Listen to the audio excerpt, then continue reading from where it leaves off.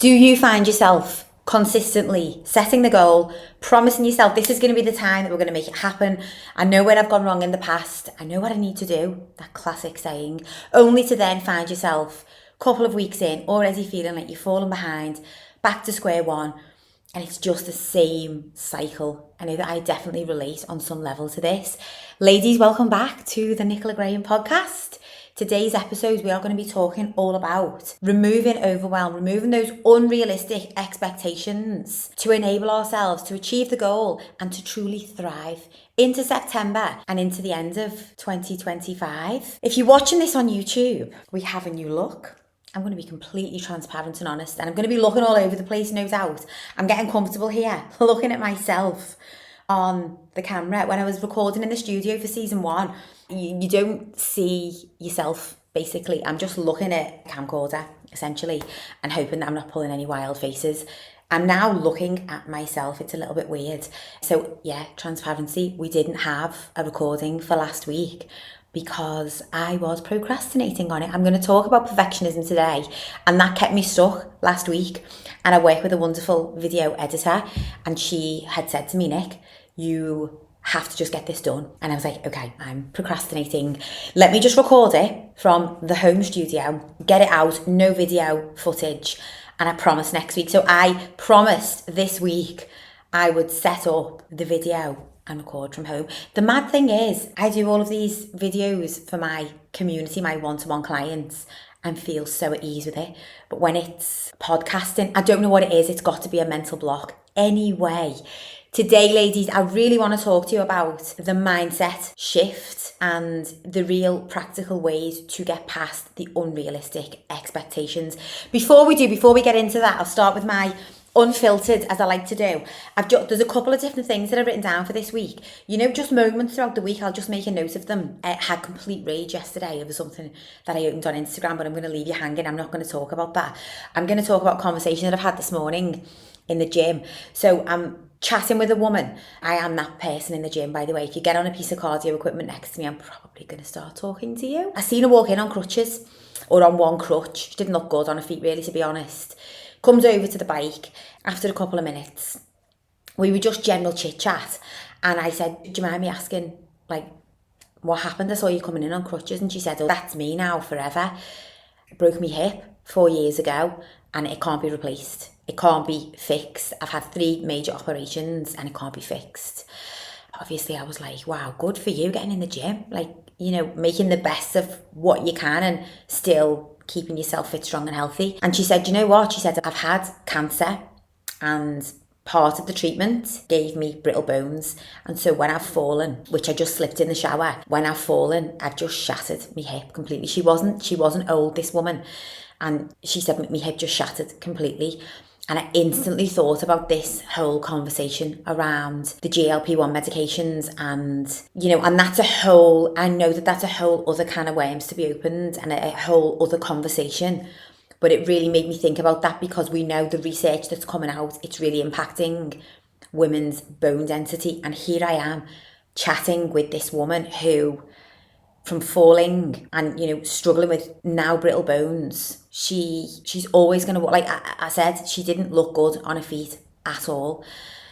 She was really heavily dependent on this crutch, basically, as she was walking. So the anecdote really is just the continued message to prioritise not just aesthetics, ladies, but our health, our muscle mass, our bone density, because that's it. You know, this woman sounds as though she had gone through a lot, but that one fall really has changed everything. And we were talking about her grandchildren. She got 2 lovely little grandsons. She was telling me, I say lovely because, funnily enough, her daughter was in there swimming with the little baby. I know I'm going off on a tangent here. And she came over at one point. So I'm cooing over this gorgeous little baby boy. And so, you know, this woman said to me, she said, I'm in here now to just get myself as fit, strong and healthy as I can. She said, I used to train. The frustrating thing, she said, it was 4 years ago that I broke my hip, and it's taken me up until now to realise I just can't come in here and do what I used to do. I've just got to make the most of what I can. And I was saying to her, like, maybe try this and try that. Anyway, I just wanted to pass it forward. It was just the reminder. I get the reminder in the gym all of the time of how precious our health is, just through different conversations that I might have. I love the time that I go to the gym of a morning, 6 a.m. I always find myself chatting to the older generation in there, and some of their stories, I'm listening to them and I'm thinking, God, you've lived the life, you're out the other side. Like, I was speaking to one woman the other week, I kid you not, she was on the rowing machine. She was 83. She just lost her husband in March. And I just left the gym feeling so emotional. I was like, what a woman. And she's in here. And I said, I've never seen you before. She said, I've come here for years. I've never seen you before. She said, well, I used to get up and make sure, like, tend to my husband and that, because he hasn't been too good for a couple of years. And, I'd make sure he had everything he needed. And then I'd come in here about 8. And I saw I'm always in here at 6. We must have always missed each other. So it's just a share, really. That was like my little anecdote of the morning. But when it comes back to this whole quick fix mentality and prioritizing how we look and our dress size and our aesthetics, and only getting that confidence from what seems to be socially acceptable, we take for granted. Like, I have this battle all of the time in my head, because those of you who know me will know this about me, but I build muscle quite quickly on my upper body. I just always have. And so for me, like, the whole getting stronger means I am going to look more muscular up top. I still have this conflict now of, like, how I think I want to look, which is so wild, because I wouldn't even have that perception if it wasn't for social media, versus what the reality is going to be if I strength train. And then I've got to get super clear on, okay, but Nick, what's the benefit and payoff of strength training, and what is your goal and what is your reason why? And I'm sorry, but it's just so much more than how I look or what other people might perceive me to look like. Let's get into it. Let's talk about removing the unrealistic expectations and overwhelm that we put on ourselves, because I genuinely think that this is part and parcel of why we find ourselves continuing to come back to square one, to feeling like we're not doing enough, to feeling like we're falling behind, to feeling like nothing that we do ever sticks and ever seems sustainable. I asked the question at a retreat that I held last year, can women have it all? And there was mixed answers in the room, and a lot of women were quick to say no, we cannot have it all, and we shouldn't expect to have it all. My answer is open to that. I agree. But then I also have this really empowering perspective on that, is that, yeah, we can have it all, but that all is completely dependent on our own unique perception of what having it all looks and feels like. And it also can change, different stages of life, different seasons of the journey. Like, having it all is going to look different at different times, but having other people's version of having it all, that's when the answer is no. You cannot do that. We can't fill the socially accepted norm or version of having it all, but we've got to get comfortable with, okay, but what does having it all look and feel like to me right now at my stage in the journey? And when you can dial into that and get comfortable with that, it's so empowering, because we're able to admire other people and other women's journey and what they have achieved, and maybe where they are at and the stage that they're at, while still appreciating our own. This is another part of it, is that sometimes I think we almost feel threatened at the pace at which other women are accelerating, and we feel instant pressure on ourselves. Like, and I relate to this, by the way, I'm speaking from experience. We should be that far ahead. We should be, why can't we match there? It's empowering to be able to admire other women while still feeling completely at ease and proud and accepting of where we're at, essentially. Okay, I'm going to come back to the notes, because if I don't refer to notes on these podcasts, I'm going to be completely honest. Anybody who has ever sat down for a real time conversation with me will know I love a good natter. I can talk till the cows come home, and I also go off on a tangent wildly. So let's refer to the notes, Nick. Okay, what creates overwhelm? First of all, and I know I've touched on this in other episodes, but I really want to talk to it because it's the first week in September. A lot of you will have started this month, right? Okay, this is it. The September reset is on. I'm going to remove alcohol. I'm going to remove junk food. I'm going to go to bed early every night. I'm going to prioritise my workouts. The kids have got to go back to school, but that's all okay. I can take that in my stride. You might also have a different routine now going back to work because summer holidays are over and it's all got to look perfect. Plus you've got that like weekly weigh-in or whatever it is that you're doing to track your progress, whereby you have to see an end result. And so you already, by the time that you are listening to this, might already be starting to feel a little bit overwhelmed. I'm going to pass forward something that I've said to all of my clients this week who all have children going back to school. Give yourself week 1, like give yourself that little bit of grace. Let's be very realistic. When our kids go back to school, it's not all hunky-dory, happy days, routine is back, and life is just going to flow in my favour, because our kids are also adjusting to a new year in school, to going to bed early and getting up early again, no doubt, and to having all of this structure and information given to them, and it's going to be a lot for them. And so we've got to be able to navigate that with them, make sure that, you know, they are okay and they are regulated and have all of their needs met, whilst also adjusting back to routine ourselves. So give yourself that week. If your kids are a big reason why this is important to you, and again, I'll always come back to that big driver of progress is managing stress levels, then, and the kids are one of the big values for you, for your progress. Like, I want to prioritize my health, my wellness, because it matters to me as a mum how I show up. They go the top of the totem this week. Them adjusting back into their routine comes above all anything. If they need to go to bed a little bit later, if they've got big emotions, if the morning schedule's like a little bit erratic and you're feeling a bit heightened, it's all good. It's all good, because they need that. They just need us to be less stressed and composed for this week for them. And if that means that I imagine my kids' first week back, which hasn't been this week, it's going to be next week.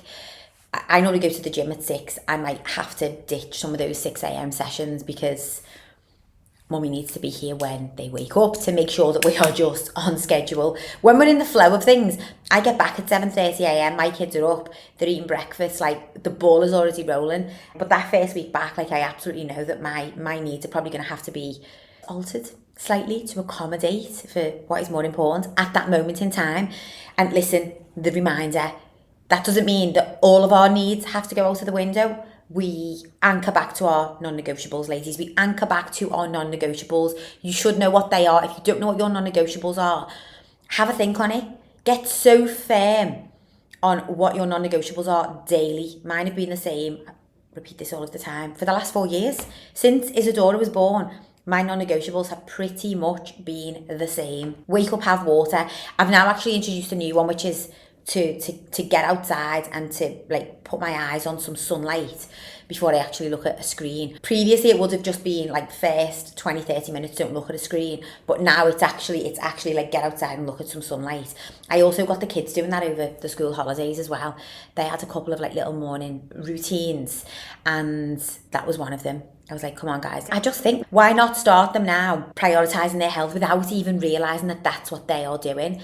For anybody who doesn't know why I do that, it just helps to regulate your circadian rhythm. So for us ladies in our 40s who want support, getting to sleep and the good quality of sleep, just setting your eyes on some sunlight first thing in the morning really supports that melatonin production and that sort of ease of getting off to sleep. It's full circle. It's an ecosystem, as I always like to talk about.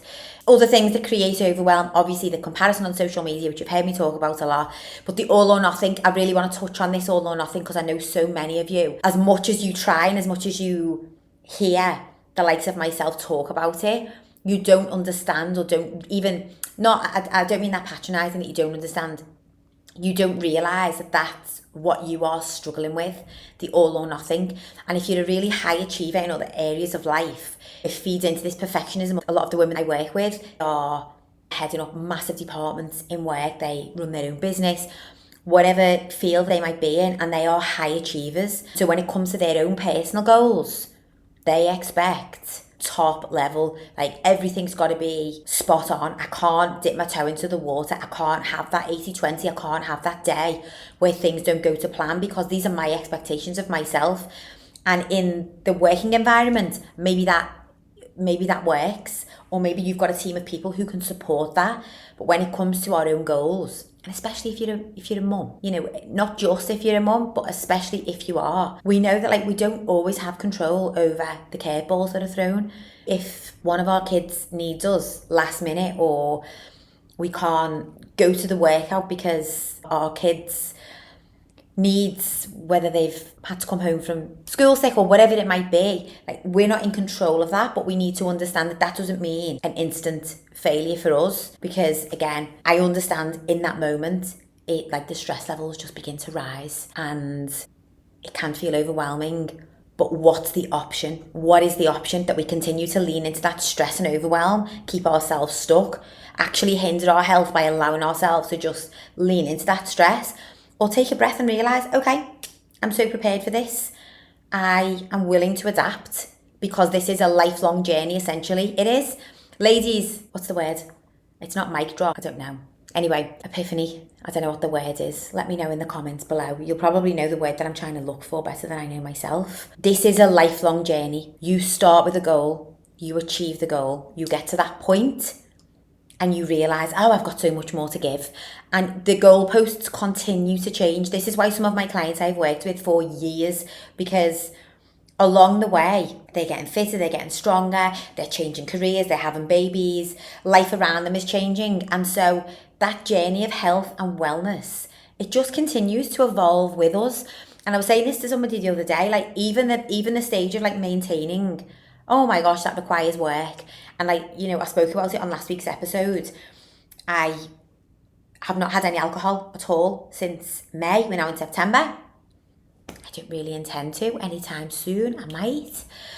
And, you know, there's no right or wrong, but in my mind, things have changed this year. And the way that I feel off the back of having alcohol has also changed. And then I think even to like 24 hours ahead to how I want to feel and what matters to me. And then I look at the week ahead and I think I want to be able to get my workouts. I want to be able to eat well without any, you know, interference from like cravings or big energy slumps that alcohol inevitably brings. Well, it definitely does for me.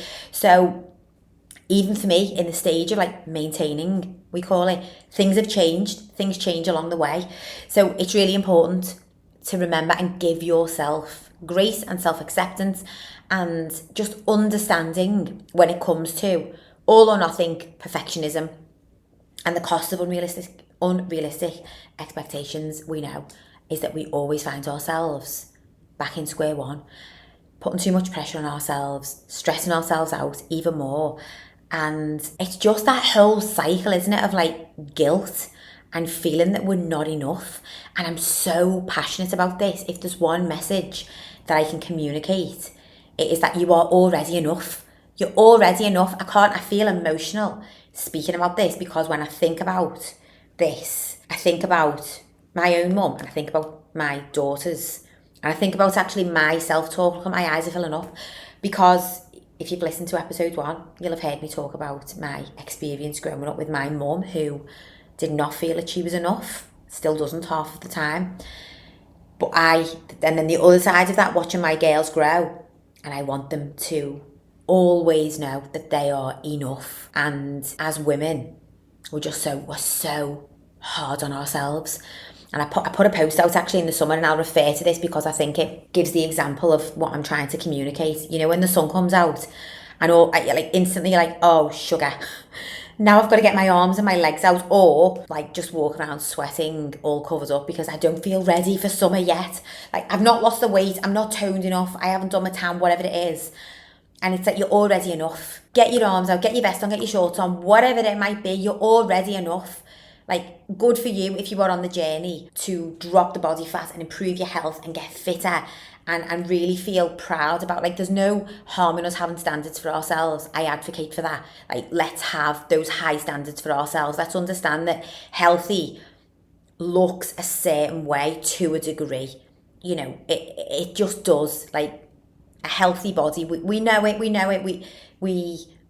what a healthy body looks and feels like, but that doesn't mean that we can't accept ourselves right where we're at. And actually, going into the month of September and even the back end of this year with that mindset of like, I'm already enough. I am more than enough. I have been through whatever, past, you know, whether it's having children, carrying children, past traumas, whatever it might be, tough time at work, tough time in your marriage, whatever it is, I've been through it all. And I am now on the other side and I'm looking ahead. And actually, I'm going to have pride for myself this entire way. And again, I'm almost repeating things that I've already said here, but it is this ecosystem. No matter what subject I tune into when it comes to talking to you ladies, whether it's about nutrition or lifting the weight or mindset or the unrealistic expectations, the message it all comes back to the same thing. We just hear it and I will communicate it in different ways to those different aspects of like the ecosystem, the healthy lifestyle. Okay, how to reframe and how to reset truly. Okay, first of all, and I'm going to just talk you through some of the some of let's call it rules that I like to follow and standards that I like to hold myself to, and that of which I also communicate to the women that I work with one-to-one, those that I coach. I'm just going to take a little drink. Hydration is life, but also I'm talking 10 to the dozen. Oh my gosh. I tried listening to my podcast the other day on 1.5. What the hell? Ladies, I've just remembered halfway through that I'm meant to be speaking slower this week. Sorry if you like to listen to a podcast on 1.5 speed to just get it listened to and on to the next. I'm not that gal. If you listen to me on 1.5, you're not going to be able to understand. I now get when people, when you meet people on holiday, and definitely I found this as a kid, and they can't understand a word that you're saying because you talk too fast. And I used to just be like, I'm not talking that fast. I'm just speaking normal. Obviously my accent is wild to translate. And then I listened to myself on a podcast and was like, oh, no, you are not talking that fast. That is wild. I also remember the first time I sent my dad in. I actually put a voice note into the family group chat, and my dad just instantly replied, and he was like, why are you talking so fast? Are you sped up? He was genuinely like, how have you managed to speed your voice up? And I was like, no, I was obviously talking about something that I was passionate or excited about. This is what will happen. If I am passionate about a subject, oh my gosh, my voice speeds up 10 to the dozen. And I listen to these other podcasts and I have to speed them up because they sound like they're talking like that. And I'm like, oh gal, 1.5, let's spit it out. I'm the opposite end of the spectrum. Let me know. Oh my gosh, funny times. Anyway, come on Nick, back in business. This is a big one, ladies. It's the 80-20 rule, okay? It's not the 70-30, it's not the 75-25, because we love that little bit of flexibility. It's 80-20. 80% of the time, you are going to plan your meals. You're going to start the day with protein. You're going to focus each meal around protein. You're going to get your steps in. You're going to get into bed early. You're going to drink enough water.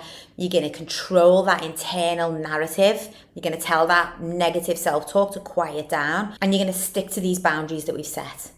20% of the time, you're going to have a glass of fizz, piece of pizza, and stay up late. It is what it is. We've got to have flexibility. Otherwise, what are we doing it for? And the other side of that is there will be that percentage of time where things just don't go 100% to plan, and that's okay. And do you know what the empowering part of this is?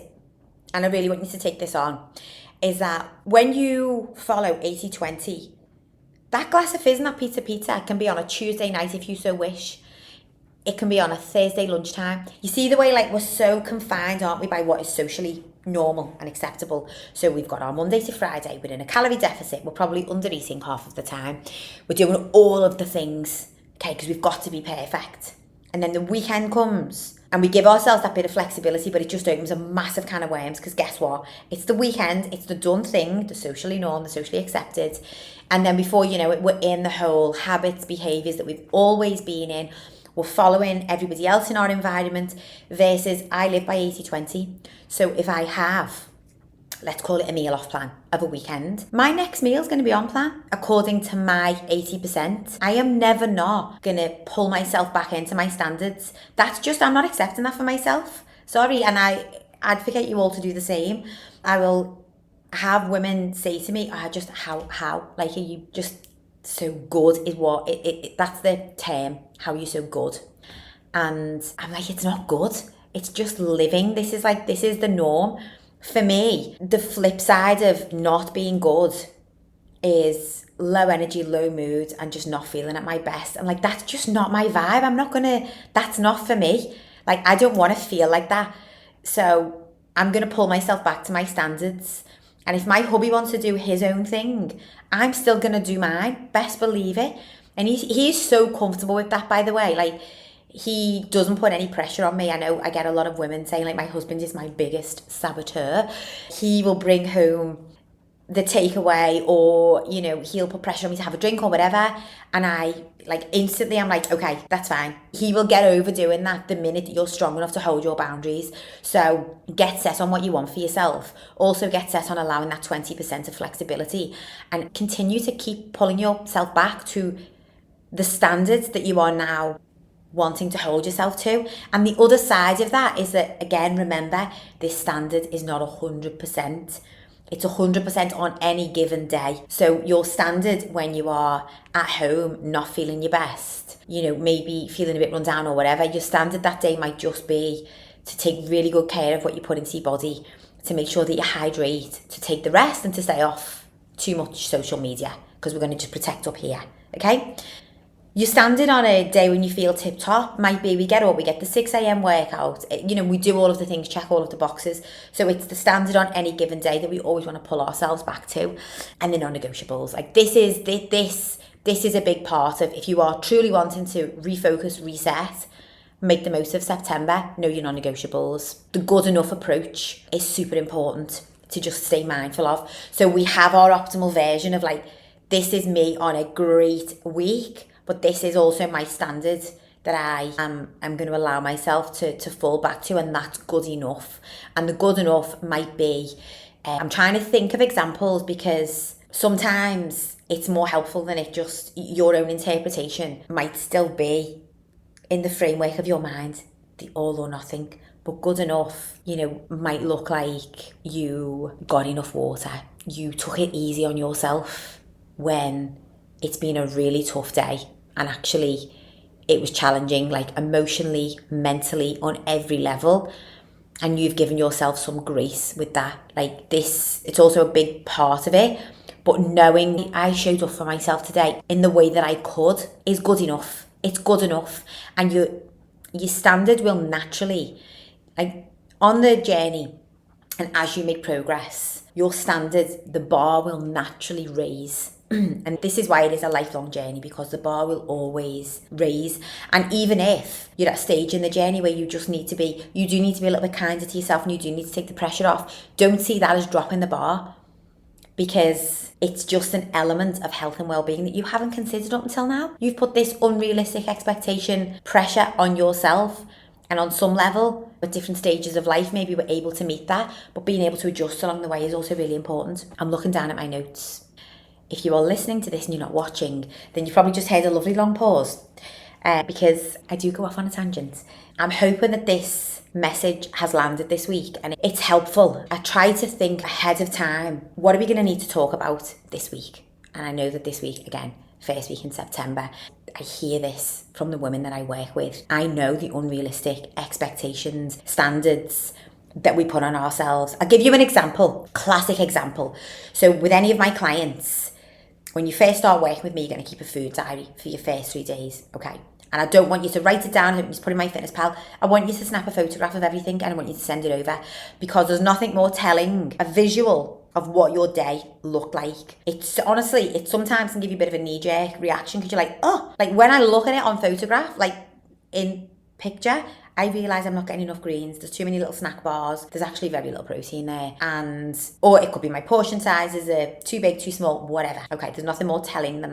The amount of times that a client will begin and they'll instantly come back to me like, okay, so, and they want to know the nuances, the little nitty gritty of like, how many grams of this, how many grams of that should I be? And I'm like, okay, but remember that food diary that you sent when you were eating Mars bars at 3 o'clock and drinking glasses of wine every night? Extreme example, but let's just use that. Okay, the goal this week is to really limit that.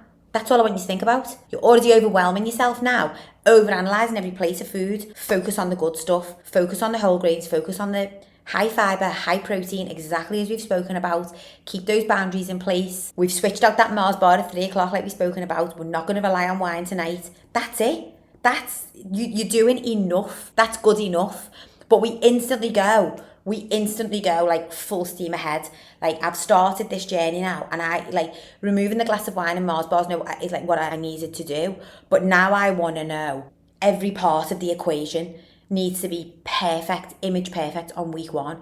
And it's like, but this is why you're constantly overwhelmed. The other thing that I will often do, depending on where clients, and I want you to listen to this because take this on for yourself, depending on your current level of activity, for example. So let's say this week you're starting to really pay attention to your diet and your bedtime routine. Your sleep is imperative. If your goal is fat loss, health, well-being, performance, your sleep's a big driver of your progress. So maybe this week you're starting to look at your diet and your sleep, and they've been a little bit all over. So you really need to hyper focus on these two to nail that. Remove any overwhelm about working out, because if you haven't worked out the whole of summer, then try not to stress about doing it all in this first week. Let's get the diet in check. Let's make sure we're moving enough, because we know general well-being, heart health, hormone regulation, mental performance, that relies on us getting some level of like steps and walking in.